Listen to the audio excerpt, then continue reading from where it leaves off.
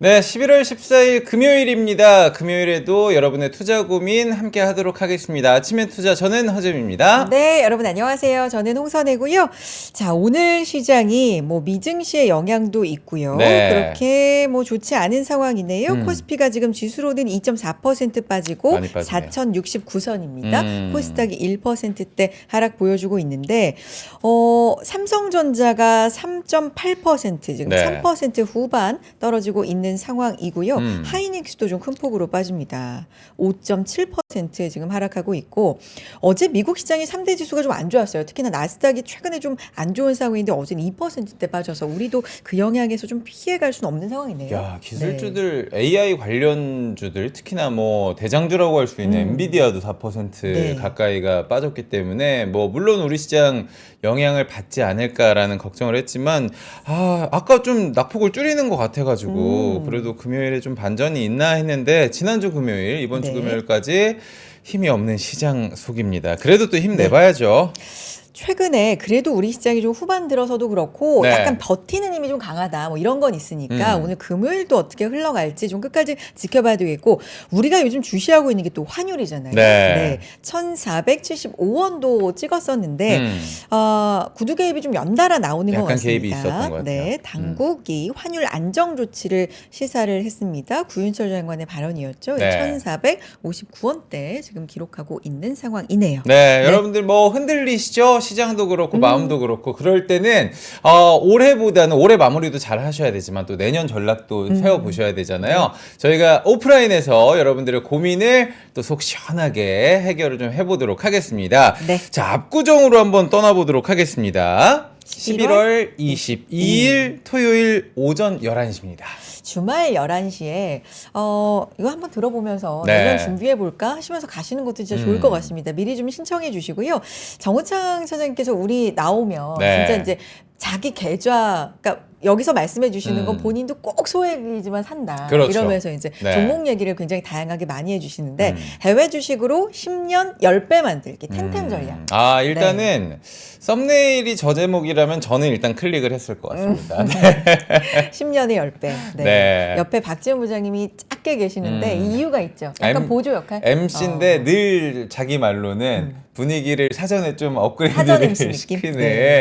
약간 레크레이션도 준비를 네. 한다라는 말씀이 있는데 정우창 차장님과 또 박지훈 부장이 함께 출격을 하시니까요. 시간 되시는 분들 저희가 오프라인 세미나가 늘 평일에 좀 맞아요. 진행이 되다 보니까 난 가까워도 못 갔어요 하시는 분들은 이날 좀 시간 내셔가지고 압구정에서 또 토요일에 인사를 좀 드려보도록 하겠습니다. 많이 신청해 주세요. 네. 자, 오늘은 오늘이 날짜가 11월 14일입니다. 딱 네. 한 달이 됐습니다. 뭐가 한 달이 됐을까요? 10월 15일에 그러니까, 나왔었죠. 부동산. 부동산. 네. 이번 정부 들어서 세 번째 정책이었는데 딱 한 달이 지나면 시장은 어떻게 반응했을지 어느 정도 성적표가 나오게 좀 돼 봐야죠. 있거든요. 네. 그렇죠. 자, 오늘 저희가 이분 모시고 이야기 나눠 보도록 하겠습니다. 네. 저희에게 정말 이 부동산에 대해서 고민 싹 다 해결해 주시는 분입니다. 정보현 부장님 모셔보도록 하겠습니다. 나와주시죠. 안녕하세요. 네, 안녕하세요. 반갑습니다. 네. 정보현입니다. 네, 부장님 또 오랜만에 부동산 이야기 오늘 해보도록 하겠습니다. 11호 대책이라고 부르죠? 네, 11호 예, 대책? 1호 또는 15 대책 이렇게. 10, 15, 11호 대책이라고 하는데 세 번째 부동산 정책이었습니다. 그리고 생각보다 굉장히 셌다. 라는 그렇죠. 표현이 좀 있었는데 네. 한 달간 네. 부동산 시장 반응은 좀 어땠는지 동향부터 좀 여쭤보도록 하겠습니다. 네, 우선 토지거래 허가로 규제를 했기 때문에 거래가 당연히 이제 얼어붙을 거라는 전망이 좀 우세했잖아요.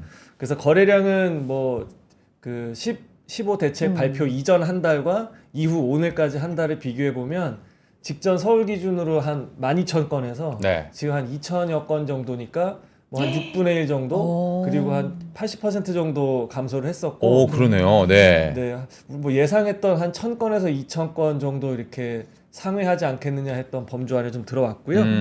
그리고 이제 가격이 좀 중요한데 네. 그 토지거래 허가 자체는 이제 그 거래 건수는 줄이지만 거래량 감소가 그 가격 하락의 어떤 공식으로 이어지는 것까지는 아직은 좀 어렵다라고 말씀을 좀 드렸었잖아요. 근데 현재를 보게 되면 이제 어제 발표된 이제 한국 부동산원 자료 보면 이제 지난달 20일 날 이제 발표가 됐었던 0.5% 정도의 서울 상승률에서 계속 이제 감소는 하고 있죠. 상승세가 둔화하고 있는데 요건 대구고. 대구고요. 요거는 이제 대구라서 제가 좀 이따 준비한 네. 네. 약간 오늘의 치트키니까 사실 잠깐 좀 넣어주시고요. 네. 그래서 주간 단위로 이제 0.17% 서울이 상승을 했습니다. 그러니까 0.5%에서 0.17이니까 한 달 동안 0.5, 0.23, 0.19, 0.17 이렇게 계속 그 좀 둔화되는 모습은 감지가 됐는데 네. 그 둔화되는 폭이 0.04에서 0.02 포인트로 좀 이렇게 다소 좀 누그러진 상황입니다. 그래서 이렇게 아마 다음 주나 올해까지는 계속 이렇게 좀 보합세 정도로 예상이 되고요. 뭐 전세 가격도 보게 되면 한 0.08% 전국이 그리고 수도권이 0.15% 정도 상승을 했으니까 전세와 매매 다 연속 41주 계속 상승은 나타내곤 있습니다. 그러니까 상승률 뭐 상승하는 추세 이게 크게 꺾인 건 아닌데 네. 거래량은 크게 줄었다. 뭐 거래량 이렇게? 그러니까 지금은 말 그대로 네. 이제 일시 정지 버튼이 눌린 거로 보여지고요. 네. 이게 이제 어느 정도 장기화 될 것이냐에 따라서 이제 좀 수요가 이탈하고 감소하고 뭐 매물도 똑같이 감소를 했으니까 공급량이 주는 것과 함께 이제 경중을 좀 따져봐야 되는 상황이 될 것 같아요. 네. 그래서 뭐 가격은 뭐 이렇게 0.1% 서울이 거의 좀 비슷한데 저는 이제 눈에 띄는 대목이 두 가지 좀 포인트가 있었거든요. 네. 그러니까 첫 번째는 그 이제 사람들이 풍선 효과 많이 얘기했었어요. 맞아요. 네. 이제 그런 측면에서 요번에 타겟이 됐던 지역이 한강벨트와 같은 이제 고가주택 밀집 지역이었는데 성동구 같은 경우가 지난주보다 또 반등하는 모습이 좀 있었어요. 그래서 지난주에는 성동이 0.29% 정도 상승률이었는데 네. 요번 주 어제 발표로는 0.37% 정도 올라왔고 아, 그래요? 예, 마포 같은 경우는 0.23%로 지난주와 동률을 좀 잃었거든요. 네. 그러니까 올라가진 않았지만 여전히 높은 상승 구간을 좀 보여지고 있는 곳이 좀 있고요. 근데 여기에 대한 이제 조금 더 딥한 해석은 제가 좀 이어서 말씀을 좀 드릴 거고, 그리고 나머지 한 부분은 지방 지역도 이제 올라온 곳들이 많이 좀 눈에 보입니다. 지방 지역이요? 네. 그러니까 이번 정부에서는 그 서울 수도권에 좀 편중된 어떤 부동산 시장을 지역 균형 발전을 통해서 지방 살리기로 네. 가잖아요. 이게 비단 부동산 시장뿐만이 아니고 뭐 교육이라든지 문화 이런 거에 있어서 이제 다 같이 이제 지방을 살리기 위한 어떤 이제 파이프라인을 돌리고 있는데 네. 아까 장표 올려주신 김에 그럼 이어서 바로 볼까요? 갈까요? 예, 대구를 바로. 아까 저희가 힌트로 봤던 것 같은데 네네. 대구가 사실 미분양 걱정이 굉장히 많았던 맞습니다. 몇 년 됐죠. 곳이잖아요. 원래 네. 이제 2022년 중하반기부터 레고랜드 사태 이후에 금리가 급격하게 올라가면서 PF 시장 어려워지고 특히나 이제 코로나 때 그 재정비 사업이나 이제 재개발 재건축 사업이 많이 있어서 네. 2021년, 22년에 입주 물량이 되게 많았던 지역이 대구였는데 네, 화면이 아직 안 올라오곤 화면 있지만 자료 한번 올려주시면 네, 대구부터 이제 한번 살펴보도록 하겠습니다. 컴퓨터 화면 띄워주시면 조금 더 도움이 될 것 같습니다. 네. 그래서 그때 되게 어려웠던 지역이었고 그 전국에 이제 미분양이 뭐 7만 호 정도에서 많을 때는 한 3분의 1 정도가 대구에 다 집중이 돼 있었거든요.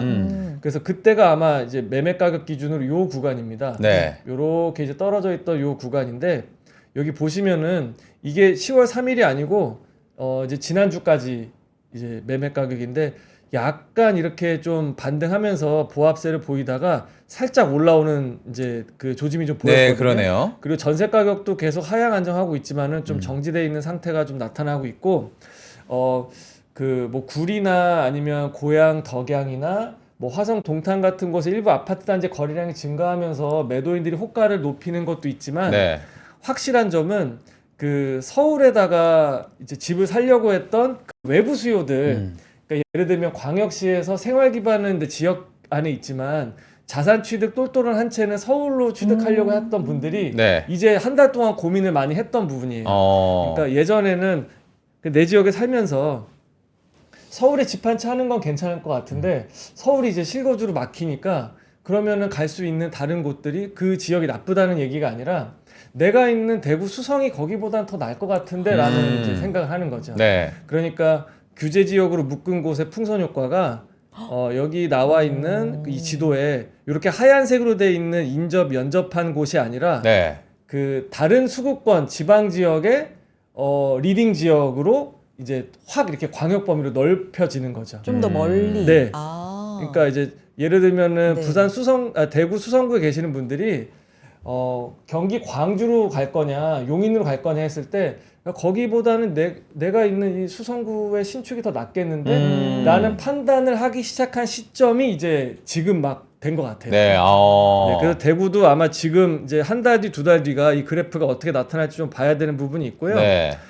부산이 조금 더 그 이런 성향이 좀 강하게 나타났습니다.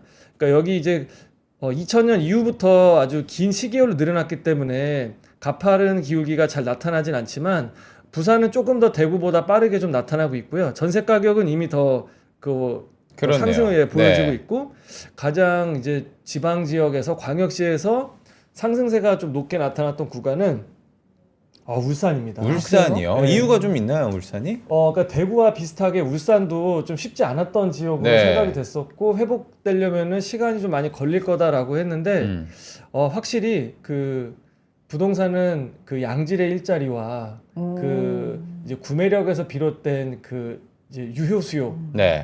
굉장히 중요한 것 같아요.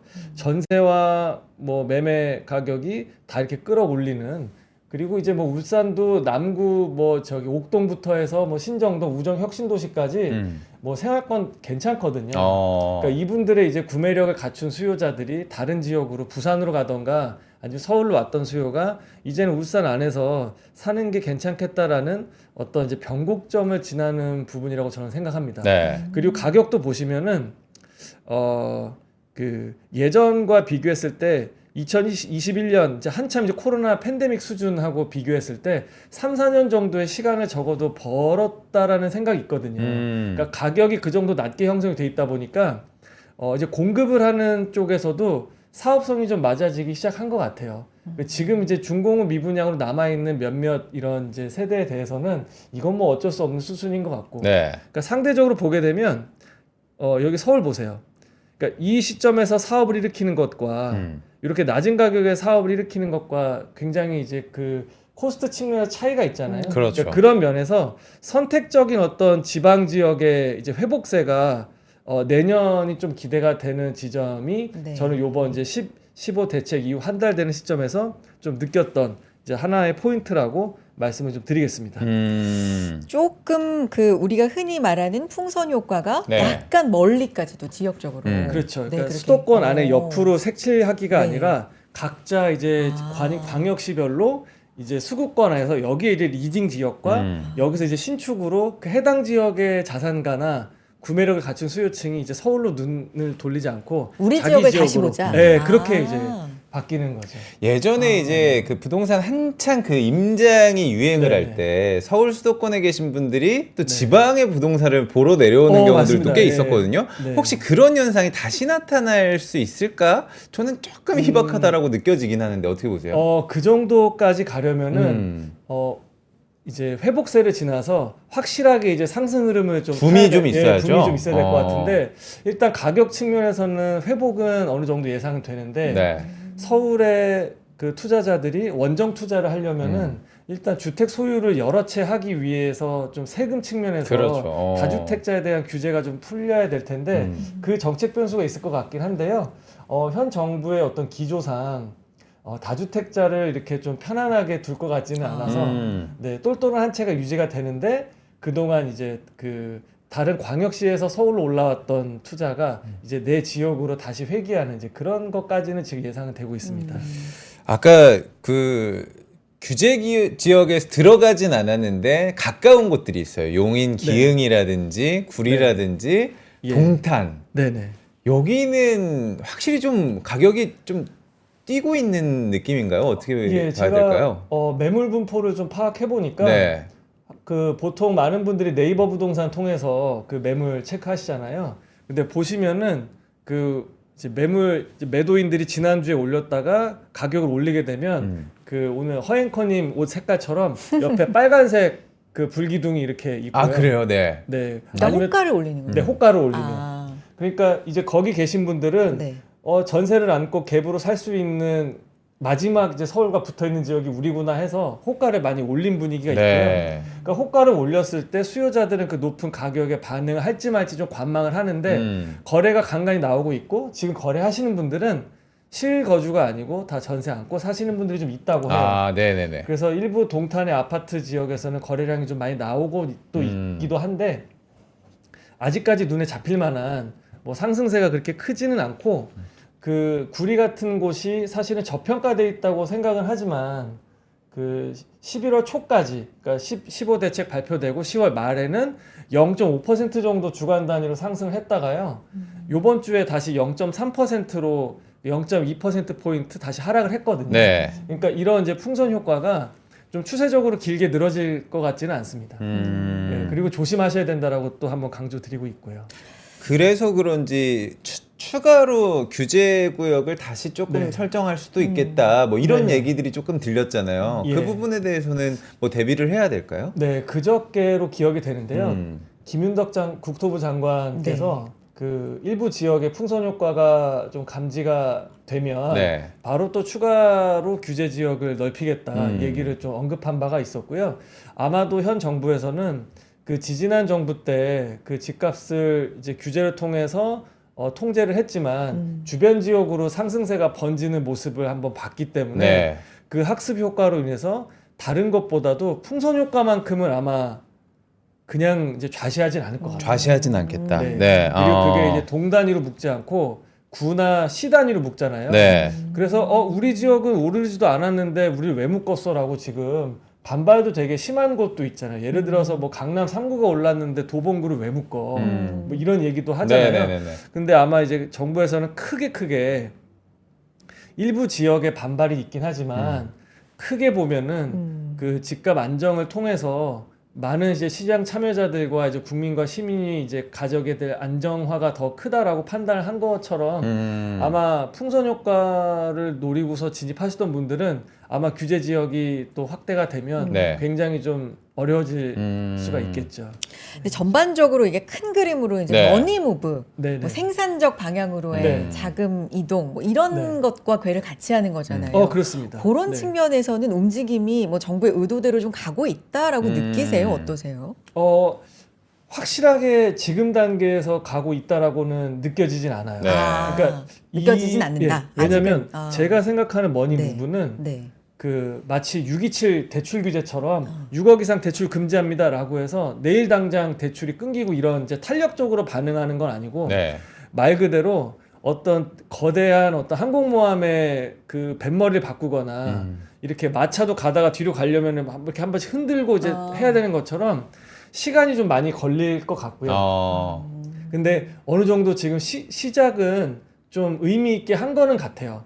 그러니까 예를 들어서 많은 사람들이 그 좀 선호하는 지역에 그 공급을 늘려서 잡겠다. 네. 집값을 하면은 땅은 한정돼 있는데 그렇다고 주택을 뭐 10만 원, 100만 원, 200만 원 무한정할 수는 없잖아요. 그러니까 수요를 그대로 받아줄 수는 없기 때문에 공급이 어느 정도 수요를 통제를 하는 방법이 필요한데 그러기 위해서는 억제할 수 있는 수요 조절과 함께 이 해당 부동산 시장에서 해법을 찾지 못하면 이 다른 시장으로 관심을 돌려야 되거든요.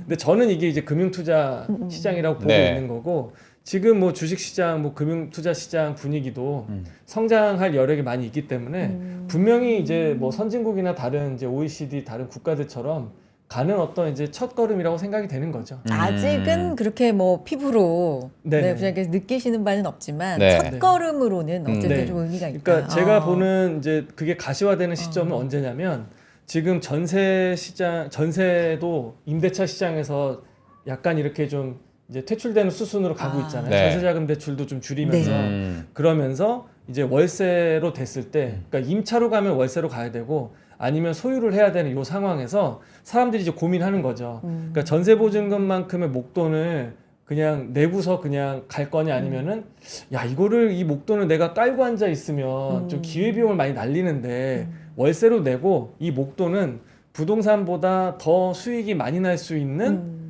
그런 이제 자산으로 투자처럼. 운용을 네. 하자. 그러면 기대 수익이 더 높은 자산으로 돈이 갈 거잖아요. 그때도 주식시장에 지금처럼 또 활기가 있으면은 그때는 본격적으로 저는 옮겨져 갈 수 있다 생각이 되고 비로소 주식해서 돈 벌면 다시 내 집 마련하는데 부동산은 오겠지라는 관점에서 주식시장 좋으면 계속 주식시장에 있겠지. 네. 라고 좀 바뀌는 모멘텀이 될 수도 있을 것 같아요. 방금 이제 저희가 뭐 늘 얘기하고 있는 게 국토부에서 정책들이 또 나오지 않습니까? 네. 그러니까 김윤덕 장관 얘기도 좀 해주셨는데 저는 어제 그 뉴스가 네. 김윤덕 장관하고 오세훈 서울시장이 예, 만났습니다. 뭐 네. 그게 얼마나 큰 함의가 있을까는 이제 네네. 후속 이야기가 나와봐야 알겠지만 비공개 예. 오찬이기도 했고 네. 뭐 상시적으로 소통할 수 있는 채널을 구축을 하겠다. 그리고 네. 공급에 있어서는 같은 뜻을 함께한다. 네. 뭐 근데 기사를 보니까 알맹이는 없었다. 뭐 이런 네. 비판도 나오긴 하고요. 어떤 의미가 좀 있을까요? 알맹이가 아마 올 연말에는 좀 나와야 할 것 같고요. 음. 요번에 이제 97 주택 공급 확대 방안에서 5년 동안 수도권에 135만 호를 공급하겠다라고는 했지만 네. 가장 중요한 어디에 어떻게 이게 빠졌었잖아요. 그래서 시장에서 정책이 환영받지 못하고 다시금 집값이 올라가면서 10, 15 대책이 나왔던 어떤 네. 배경이 됐었는데 이제 그러한 어떤 디테일을 후속 대책으로 좀 마련하기 위해서 가장 이제 집값이 뜨거울 수 있는 지역인 서울시하고 좀 논의를 하기 위한 어떤 이제 뭐 시장과 이제 국토부 장관과의 어떤 이제 자리로 생각이 되고 네. 아마 연말에 좀 디테일한 장소와 방법이 나온다고 하니까 그때 뭔가 좀 나오면 지금의 어떤 이제 투어 구역으로 묶어서 거래를 임시적으로 좀 눌러놓고 시장이 좀 안정화 찾아갈 수 있는 도움이 될 것 같고 만약에 네. 97 대책 이후에 좀 기대했던 구체화된 그림이 서울시하고 국토부하고의 어떤 콜라보가 기대했던 것만큼 나오지 않으면 오히려 시장은 좀 실망을. 내년에 다시 한번 또 매수세가 숨죽여 놓고 지금은 약간 진정제 맞고 있다가 네. 다시 또 고개 들 수도 있을 것 같아요. 그건 좀 지켜봐야겠죠. 그러니까요. 연말 네. 연초가 좀 중요할 것 같고 아까 댓글에서 동탄 많이 올랐다고 해주시는 네. 분이 있는데 예, 거래량이 늘고 했으니까 동탄이 많이 올라갔죠. 그러니까 저희가 주간 단위로는 보통 이제 뭐 동이나 이렇게까지 아파트 단지로 안 하고 네. 이제 시나 구 단위로 하다 보니까 주간 단위로 크게 보이진 않았는데 아마 이제 호가들 많이 올렸고 동탄 같은 경우는 이제 다른 뭐 연접 지역과 다르게 양질의 일자리가 확실하기 때문에 예, 여기는 뭐 상승세가 굳이 뭐 풍선 효과로만 인해서 간다라기보다 그게 좀 더해졌다라고 생각이 되는 거죠. 알겠습니다. 저희 네. 지금 부동산 얘기 정보현 부장님과 나누고 있고요. 네. 속보가 좀 전해지는데 한미 관세 안보 협상 팩트 시트 최종 합의 소식입니다. 아, 그래요? 네, 네. 이재명 대통령이 직접 이제 이야기하는 바는 뭐 트럼프 대통령의 합리적 결단이 큰 역할을 했다. 뭐 최대 변수 한미 통상 안보 협의가 최종 타결이 됐다. 뭐 이런 내용들 나오고 있는 상황이고요. 네. 핵 잠수함 관련된 얘기도 좀 나오고 있는 것 같습니다. 서로 합의를 한 상황이다. 뭐 이런 얘기들 지금 나오고 있고 감내 가능 범위 상업적 합리성이 있는 프로젝트에 한해서 투자를 진행한다.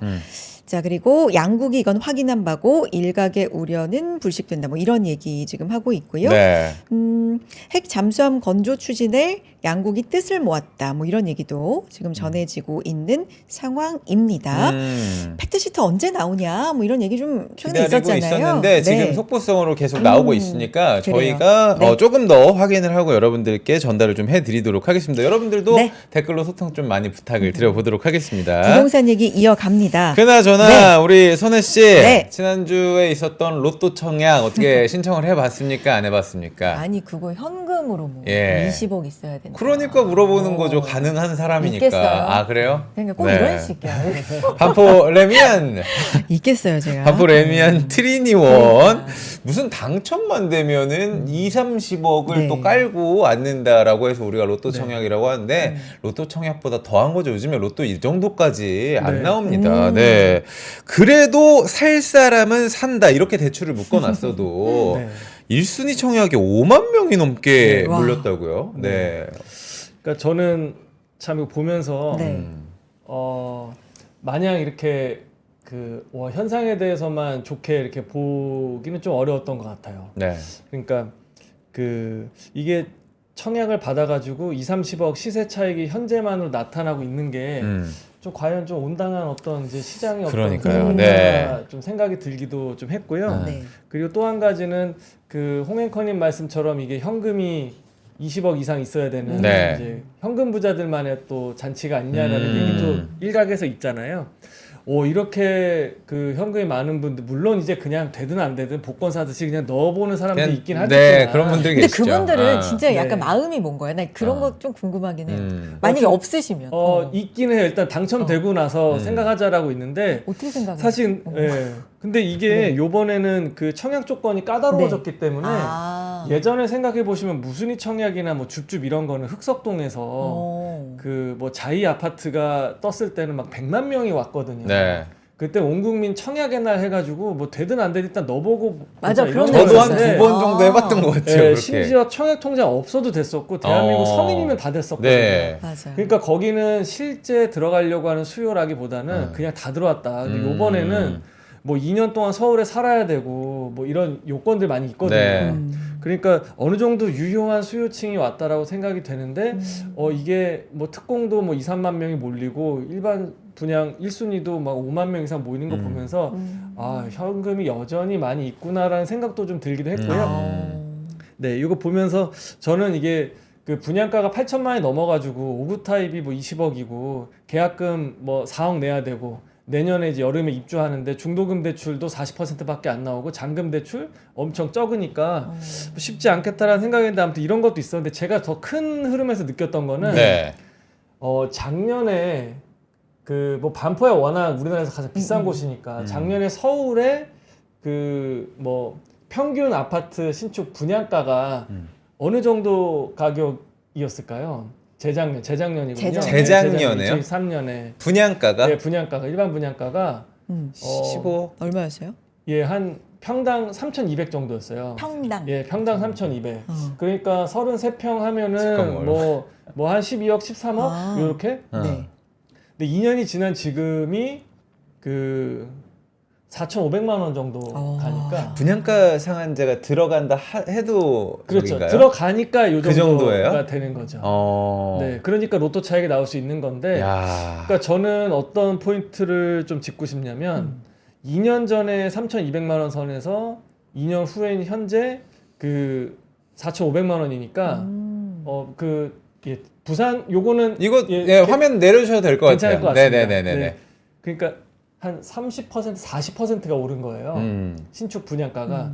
근데 신규로 공급되는 분양가가 이렇게 오른다는 얘기는 그 이제 시장에서 일반적으로 거래되는 이제 기축 매매 가격이 떨어지기가 쉽지 않다라는 또 얘기거든요. 네네네. 이게 이제 경직성 강하게 지지선 역할을 좀 하다 보니까 그래서 뭐 건자재 값이야 좀 비슷해지긴 했지만 이제 높아지는 인건비라든지 이런 신축이 좀 풍부해지면서 분양가가 또 기존 매매 시장에 또 상방 압력으로 작용하는 게 아닌가 하는 네. 좀 그런 생각이 좀 들었습니다. 뭐 반포야 뭐 그냥 뭐 로또 청약 그냥 또 하나보다 그냥 그 정도 생각을 좀 했지만요. 그래요. 네. 부장님 지금 자료 갖고 오신 것도 이제 좀 있고 네. 혹시 보여주실 거 있으면 보여주시고 사실 올해 이렇게 좀 연속으로 나오는 어떤 네. 대책들 네. 이런 소개해서 연말을 맞이하게 됐는데 네. 내년 얘기도 조금 덧붙여 주시면 좋을 것 같고 부동산 시장에 대해서. 네. 네. 그 아까 제가 네. 그 한 달 동안 그 상승세는 둔화됐지만 네. 아직은 상승하고 있다라고 말씀드렸는데 그 네. 안에서 들여다 보면은 여전히 한강 베트가 좀 뜨거웠다 했었잖아요. 근데 지금 이제 아주 좋은 질문 해주셨습니다. 네. 제가 네. 살짝 깜빡하고 지금 네네네. 다음 얘기 하려고 그랬어요. 네. 아침에 이제 주로 제가 눈 뜨자마자 확인하는 게 전날 신고됐던 실거래가 건수랑 이제 네. 가격을 확인을 하거든요. 근데 이제는 토어 구역으로 묶이니까 실거래 가격이 나오려면은 인터벌이 많이 생겨요. 근데 지금은 이제 앞으로 어떤 거를 이제 시청해 주시는 분들이 좀 보셔야 되냐면 그 토지거래 허가 신청 건수를 보셔야 될 것 같아요. 건수요. 네. 그러니까 지금은 일단은 매매계약서 작성하면 이제 바로 이제 그거를 신고를 하니까 바로 계약이 뜨지만 네. 지금은 약정서를 쓰고서 관계구청에다 이걸 내잖아요. 그러니까요. 네. 그럼 이거를 이제 신청을 몇 건을 접수받았는지가 실제 시장의 바로미터가 되는 것 같아요. 요건 바로 검색하면 떠요? 요것도 이제 그 지금은 바로바로 신청 이제 접수가 돼서 허가가 난 것만 뜨고 있고. 아, 허가가 난 것들이 네네. 뜨는 거죠. 신청이 네네. 몇 개가 접수됐는지는 뭐 지금 이제 언론이나 기자분들이 관계구청에다가 하나하나씩은 좀 체크를 하고 있는 네네네. 상황인데요. 저는 좀 여기서 좀 이렇게 흥미롭게 다가왔던 점이 강남 3구와 용산은 규제 발표 이전과 이후가 또 동일합니다. 그러니까 쭉 가요. 그냥 가던 템포대로 그냥 유지가 되는데 아까 상승세가 있었던 한강벨트 지역의 마포나 성동 지역은 네. 신청 건수가 생각보다 많이 줄었어요. 그러니까 주 타겟을 삼았던 지역에 대한 효과가 좀 있는 것 같고 네. 그리고 우리는 오르지도 않았는데 왜 묶었어? 라고 했던 외곽 뭐 지역 도봉 노원이라든지. 네네. 네. 노원구 신청 건수가 엄청 많아요. 네, 그러니까 네. 이거는 일부 좀 정책에 좀 긍정적인 면은 있는 것 같아요. 그러니까는 15억까지는 이제 서민 실수요자들한테는 그 대출 규제가 강화되진 않았거든요. 그러니까는 여기는 대출이 제일 많이 나올 수 있는 금액대 구간이기도 하고 지금이라도 좀 빨리 들어오세요라고 했던 이제 그런 게 좀 많이 좀 들어갔던 것 같고 그러니까 이제 가장 맨 위에 있던 지역들은 원래 가던 대로 가지만 요번에 좀 많이 올랐던 15억에서 25억 구간의 아파트들은 좀 멈춰져 있는 모습이고 15억 원 이하의 아파트들은 지금 이제 차례가 좀 온 것 같아요. 그러니까 사실 이번 규제에 있어서 대출 규제가 가장 좀 셌잖아요. 실제 실수요자분들도. 근데 15억 이하는 정리하면 최대 6억까지 받을 수 있고. 그렇습니다. 근데 25억 이하는 또 4억이니까 계속 맞습니다. 줄게 되니까 그 구간이 네. 지금 좀 기회가 온 것 같다. 네네. 말씀을 좀 해주신 것 같고 저는 아까도 잠깐 말씀을 해주시긴 했는데 이번 정부가 부동산 대책이 3번째잖아요. 네. 그러니까 한 달이 지났고 네. 자, 대책에서 이제 공급에 대한 구체적인 그림이 좀 나와줘야 되지 않나라는 네네. 시장의 기대감? 네. 실수요자들도 그렇고. 왜냐면 공급에 대한 그림이 나와도 이게 시간이 또 걸리잖아요. 그렇죠. 어떻게 봐야 돼요, 그거는?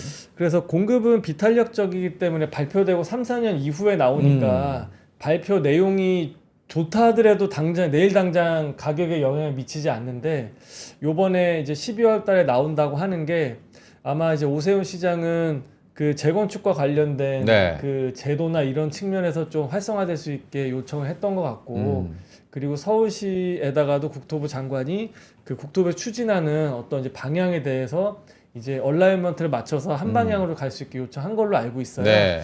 그래서 아마 저는 그 요번 12월 달에 재건축 사업이나 이제 재개발 사업과 관련된 이제 구체적인 좀 그림이 좀 그려질 것 같다라고 좀 기대가 되고요.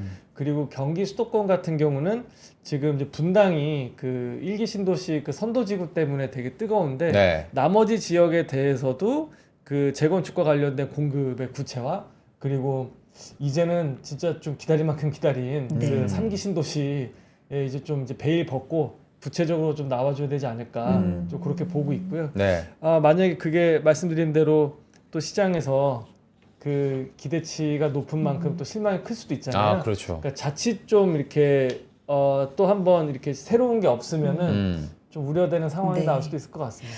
알겠습니다. 이 얘기 여기서 마무리하고 네. 저희 광고 듣고 또 뒤에서 뭐 상담 플러스 또 부동산에 대한 의견 뭐 이런 부분들 추가로 듣도록 하겠습니다. 네, 계속해서 네. 오늘 또 뉴스와 속보가 많은 하루인 것 같습니다. 금요일임에도 불구하고. 자, 2부에서는 여러분들의 부동산 고민 상담 시간이니까요. 여러분 댓글도 많이 참여 부탁드리도록 하겠습니다. 광고 듣고 오겠습니다. 광고 타임.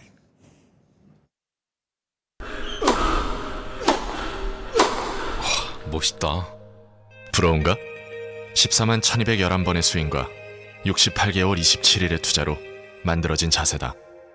나의 테니스도 나의 자산도 투자로 키운다. 나는 투자한다. 나는 성장한다. NH투자증권. 와, 멋있다. 부러운가? 기본기 연습과 스트로크 훈련에 1532시간을 투자해 갖게 된 리듬이다. 나의 드럼도 나의 자산도 투자로 키운다. 나는 투자한다. 나는 성장한다. NH투자증권. 네, 아침엔 투자 함께하고 계시고요. 오늘 정보현 부장님과 부동산 대책 나온 지 이제 한 달 네. 어떤 시장에 뭐 포인트가 있는지 이런 부분들 좀 전반적으로 얘기 나누고 있는데 자, 주식시장 잠깐 보겠습니다. 네. 낙폭을 그래도 좀 축소하고 있는 모습들 나오고 있는데 코스피가 1.9% 하락, 코스닥이 1.0% 하락까지 조금 축소하고 있고 자, 오늘 개인 매수세가 또 좀 뜨겁게 나오고 엄청 있습니다. 사십니다. 네. 지금 사실 개장한 지 한 1시간 반 이렇게 지나가고 있는 상황에서 네. 외국인 1조 넘는 매도, 기관이 3천억 원 넘는 매도가 나오고 있는 가운데 그 물량 개인이 고스란히 받아내면서 받아들고 있어요. 1조 3천억 원 넘는 순 매수 지금 보여주고 있는 상황이고요. 아까 제가 속보로 나오고 있는 주요 내용들 말씀드린 것 외에도 이 대통령이 하고 있는 했던 얘기 중에 네. 시진핑 주석과 경제협력, 교류를 강화하기로 뜻을 모았다. 그리고 AI 분야 과감히 투자하고 엔비디아 등 세계 최고 기업과 협력한다. 뭐 한미동맹 미래형 전략적 포괄동맹으로 발전한다. 뭐 이런 내용들 좀 네. 추가로 있는 상황이고 팩트시트가 좀 지연된 이유에 대해서는 세부 문안 작성에 조금의 의견, 미국이 다른 의견을 제시한 부분이 있었다. 뭐 이런 얘기 있었고 우리가 가진 최대 무기가 버티는 거다. 뭐 이런 얘기도 네, 좀 하고 있는 상황들 시장이 좀 방영이 그렇습니다. 되고 있는 것 같네요. 사실 네. 관세 자체가 우리나라가 굉장히 불리한 상황이기 때문에 네. 그거를 뭐 팩트시트를 불리한 상황에서 우리가 빠르게 확정 짓는 것도 사실 좋지 않은 거였어가지고 그래도 많은 부분들이 또 불안정 속에 있었는데 또 이렇게 발표가 되니까 기다렸던 분들도 많이 계실 것 같습니다. 네. 자, 2부 여러분들의 부동산 고민 상담 계속해서 진행을 해 보도록 하겠습니다. 저희한테 사례라고 할까요? 사연이 와 있는데요. 이거 좀 소개를 자, 해주세요. 네, 제가 한번 읽어보도록 하겠습니다. 송파와 강동구에 집을 구하고 싶습니다. 특정 동이나 아파트 단지까지는 지금 염두하지 않고 있지만 이 본가인 하남과 가까운 서울이면 좋을 것 같습니다. 하남 쪽과 좀 가까운 곳이면 좋을 것 같다고.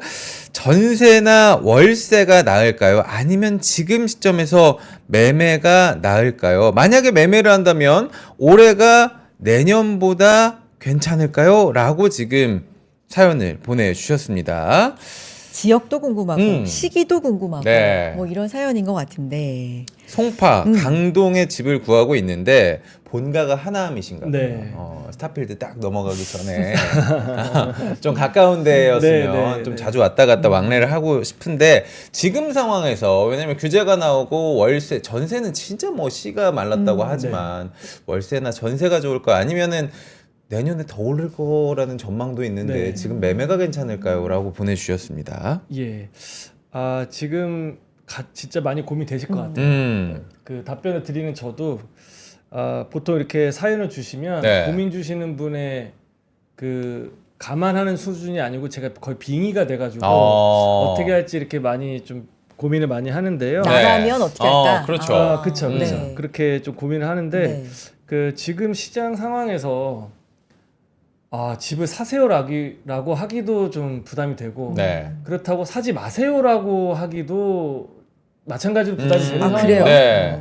이제 주거 비용이 만만치가 않고 또 가격이 더 올라버리면 이 고민의 깊이가 더 커질 그렇죠. 거기 때문에 네. 가격 부담이 커지니까 일단 그 정확하게 이제 그 사연자분께서 갖고 계신 이제 구매력과 대출까지 동반한 어떤 이제 생각하시는 규모가 명확하지는 않아서 네. 일단 전체적인 틀에서 좀 말씀을 좀 드려야 될 것 같은데요. 우선 당연히 자금 여력이 되시면은 그 임차보다는 저는 매매가 더 나을 낫다. 것으로 자금 생각이 여력이 되고요. 있으면. 네. 네, 아니시면 이제 그 내가 꼭 특정한 어떤 지역과 그 아파트 단지나 그 동에 거주를 해야 된다라고 하는데 가격선이 좀 닿질 않으면은 그쪽에 뭐 전세나 월세로 가시는 방법이 있거나 아니면 그것보다 조금 더 가격이 낮은 곳에 매매로 선회할 수가 있을 것 같긴 한데요. 네.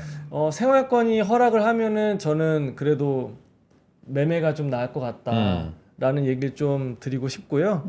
뭐 차차 이제 좀 말씀을 드릴 텐데 그 송파구랑 이제 강동구 집값이 지금 이제 매매를 쉽게 권유드리기가 어려운 지점은 뭐 잠실 같은 경우는 이미 이제 최고점을 이제 올라가서 네. 그 지금 이제 비견하게 얘기가 되고 있는 게 뭐 강남 개포와 서초 방배하고 이제 잠실이 이제 어깨를 나란히 겨루면서 뭐 엘리트레파라고 하는 이제 한강변에 있는 20년 된 아파트 단지들도 지금 거의 뭐 30평형대가 30억 이제 중반 이상 이제 호가가 나오고 있고 네.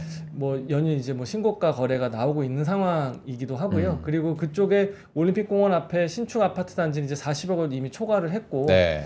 이런 상황이고 뭐 강동구도 뭐 금액대 레벨이 좀 다르긴 하지만은 그 상승 추세는 또 매한가지거든요. 그래서 보통 이제 재건축된 이제 신축 아파트 뭐 상일동이라든지 고덕동에 뭐 네. 그라시움이나 아르테온 아파트들도 전용 84 타입이 뭐 20억, 23, 4억에서 25억 뭐 이렇게까지 좀 호가는 더 높게 나오는 것도 있고요. 이렇게 되다 보니까 좀 쉽지는 않을 것 같긴 한데요. 네. 이런 이제 뭐 잠실이나 뭐 핵심 지역뿐만이 아니고 그 예를 들면 송파구에 풍납동 풍납 알죠? 네. 풍납동이 실거주가 되게 좋거든요. 그러니까 풍납동이라든지 아니면은 송파 남단 쪽은 아직까지 이렇게 상승세가 그 두드러지진 않았어요. 그쪽에 그런- 가락시장 있는 쪽입니까? 그러면 좀 더 내려와야 가락시장보다 되니까. 조금 남쪽에 아, 더 남쪽으로. 네. 그리고 뭐 정비 사업 이슈도 많이 있고요. 뭐 그쪽도 괜찮은 게 좀 될 수도 있고. 네. 그리고 뭐 시기에 대한 부분을 그래서 만약에 잠실 쪽을 염두하고 있으면 올해가 내년보다는 확실히 좀 유리할 것 같고요. 올해가 내년보다 유리하다. 가격 측면에서. 네. 네. 근데 그 잠실이 아닌 나머지 송파나 강동 지역은 뭐 올해나 내년이나 뭐 크게 다를 것 같지는 않아요. 네. 그래도 뭐 지금 해서 나쁠 것 같지는 않습니다. 네, 적어도 뭐 그런 좀 견해는 가지고 있고요. 네. 그리고 전세가 그 쉽사리 전세를 권유하지 못한 이유가 제가 뭐 상승론자 이런 게 아니라 그 올해 서울에서도 전세 가격이 가장 많이 오른 곳이 송파구고 두 번째로 높게 오른 곳이 또 강동구예요. 네. 그러니까 벌써 이제 한 7%, 6% 정도 올랐거든요. 그러니까 다른 지역보다도 많이 올랐기 때문에 이렇게 갈 거냐 아니면은 지금 15 대책 이후에 한 달 동안 월세 매물 증가 속도는 이 두 지역이 또 제일 많아요. 그래요. 네, 한 달 전보다 물론 이제 아실이라고 하는 그 프로테크 그 사이트의 통계긴 한데 네. 한 40% 정도가 올랐더라고요. 그러니까 월세 전환 속도가 가장 빠른 지역이기도 한 거죠. 아파트가 표준화되어 있는 곳들이 좀 많다 보니까. 그러니까 만약에 이제 예를 들어서 그 주식이라든지 금융 투자에 관심이 좀 많으신 분들은 만약에 이렇게 월세화 속도가 빠르니까 그 매물만 하더라도 지금 송파구가 한 6천 건이 넘고 강동구가 2천 건 정도가 돼요. 그럼 여기서 내 생활권과 맞는 곳에다가 일단 보증부 월세나 반전세로 거처를 마련하신 다음에 네. 그 남는 이제 목돈으로 주식 투자를 하면서 시기를 좀 저울질하는 것도 대안이 될 수 있겠죠. 왜냐하면 월세 매물이 증가를 하고 있으니까. 네. 그래서 뭐 이렇게 좀 짚어보고 싶긴 한데 일단은 뭐 가능한 한 매매가 조금 더 나을 것 같다라는 의견을 좀 드립니다. 강동이랑 송파 둘 네. 중에 조금 더 매력적인 곳은 굳이 한 혹시 곳을 이제 있을까요? 원픽으로? 네. 저는 그 송파 쪽에 일단 지금 많은 분들이 아까 이제 얘기했던 잠실 얘기하면 네. 그 뭐 엘스나 리센츠 이런 게 좀 대표되는 단지들이 있잖아요. 근데 이 아파트 단지들이 일단 저는 자금 여력 되시면은 1순위 제일 좋을 것 같아요. 그러니까 이 아파트 단지의 그 가장 이제 단점이라 할 수 있는 게 나이대가 애매한 거예요. 그러니까 2008년에 입주를 해서 재건축까지 가기에는 너무 이제 어리고 네. 그렇다고 신축이라고 하기에는 너무 그렇죠. 올드하고 애매한 어떤 이제 그 준공 연령이라는 게 있는데 지금 혹시 이런 거 들어보셨나요? 그러니까 재건축과 재개발이 있는데 아파트 리모델링은 얘기를 많이 해서 아실 건데 네네. 보통 이제 수직 증축을 하거나 수평 증축하거나 골조를 내버려두고 옆으로 붙이는 거잖아요. 네. 넓어지고 규제받지 않고. 어. 근데 이런 수평 증축과 수직 증축도 하지 않고 네. 이주와 철거도 안 하는 그런 뭐 이주까지 하지 않는 그런 리모델링이 있어요. 그게 가능해요? 그게 이제 새로운 이제 건축 기술로 한다는 건데요. 네. 그렇기 때문에 늘리거나 하는 게 아니니까 그 분담금도 적고요. 그러니까 지금 내부 인테리어 바꾸는데도 샤시 들어가면 기본 3천만 원씩 막 추가되잖아요. 그렇죠. 그러니까 이 비용을 최소화해서 다만 이제 그 세대 수가 많을수록 n분의 1의 n이 커지니까 그 각 세대별 분담금이 줄어들고 대지가 넓으면은 단지 수가 크면은 노인정이나 이제 입주민 대표회의 옆에다가 식당이나 커뮤니티 센터만 이제 증설하는 지으면 거예요. 네. 그리고 외관 싹 바꾸고. 그러니까 내가 갖고 있는 면적은 그대로인데 새 아파트에 사는 느낌으로 이제 바꾸는 거죠. 그게 시범 사업이 혹시 진행이 됐던 곳이 있나요? 아니면은 지금 추진 중입니다. 추진 중입니까? 네, 그렇게 완료되는 곳은 없고요.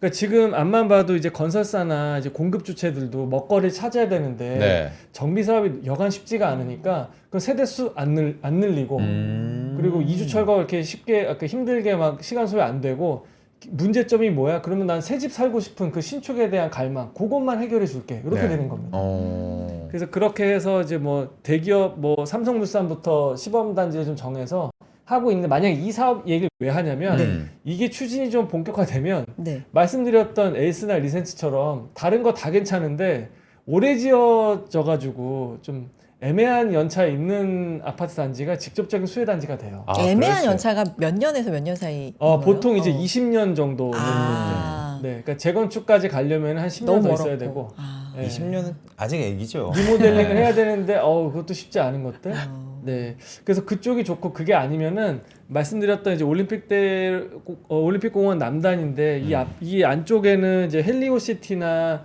뭐 올림픽 그 선수촌 기자촌 아파트나 네. 뭐 둔촌 파크 포레온이나 큰 것들 있잖아요. 이쪽 말고도 이제 뭐 마천 뭐 거여라든지 뭐 가락동이나 문정동 요런 일대에도 인프라 좋은 아파트 단지들 아직 다른 곳보다 이렇게 많이 오르지 않은 지역들도 있는 것 같고요. 네. 뭐 강동구도 마찬가지고. 근데 뭐 굳이 이렇게 앵커님께서 좀 정해달라고 하시니까 예, 이렇게 말씀을 좀 드려봅니다. 네. 알겠습니다. 궁금한 오늘도- 거 제가 또 질문해도 되나요? 오늘 궁금한 네. 거 많으시네. 부동산에 요새 지난번에 부동산 늘 관심이 있죠. 예. 지난번에 이제 네. 특히나 요즘에 뭐 네. 세입자 아. 관련해가지고 권리보호를 위해서 3+3+3 네, 계약갱신법에 대해서 이야기를 했었잖아요. 뭐 예, 이게 예. 사실 뭐 이야기에 나온 수준일 뿐이지. 네. 그런데 여기에 이제 반해서 아니 악성 임대인만 있냐, 네. 악성 세입자도 있다라고 하면서 어제 이 세입자 면접 보고 들어야 된다라는 국민청원이 올라왔다고 해요. 네. 이런 제도에 대해서는 한번 뭐 고민을 저도 근데 이 양쪽 말이 다 맞을 수 있겠구나라는 네. 생각도 들긴 하거든요. 네. 그러니까 너무 이제 좀 임차인을 보호하는 쪽으로만 흘러가니까 가니까. 이제 임대인들도 그 목소리를 좀 내기 시작하는 것 아이 같아요. 돈 안 내, 월세 밀리고 전화도 안 받는다. 네. 예. 그렇죠. 그러니까 임대가 세법상 불로소득으로 분류는 되지만 실제 그 임대 사업이라고 하잖아요. 네. 그러니까 이제 뭐 그 요새 그 저기 새로 좀 인기 많은 서울 자가의 그 대기업 다니는 그 김 부장 그 너무 드라마 재밌게 보고 있습니다. 또 예. 보게 되면 아. 거기 이제 건물주 친구가 맞아요. 나오는데 네. 맞아. 야, 너는 뭐 앉아서 뭐 이렇게 돈 벌고 좋겠다라고 아. 하니까 그 건물주 친구가 하는 말이 나는 콜센터인지 뭔지 뭐 맞아요. 구분이 안 가. 그 네. 콜센터를 나쁘게 표현하는 게 아니고 그만큼 쉴 시간 없이 그러니까 계속 거의 민원을 또 그쵸, 상대를 해줘야 관리가 되죠. 계속 네. 이제 세입자 관리, 임대차 관리, 시설물 관리 이런 걸 해줘야 된다라는 말 그대로 사업이다 보니까 네. 뭐 이제 쉽지가 않은 거죠. 그러면서 이제 목소리를 내기 시작하는 게 있는 것 같은데요. 네.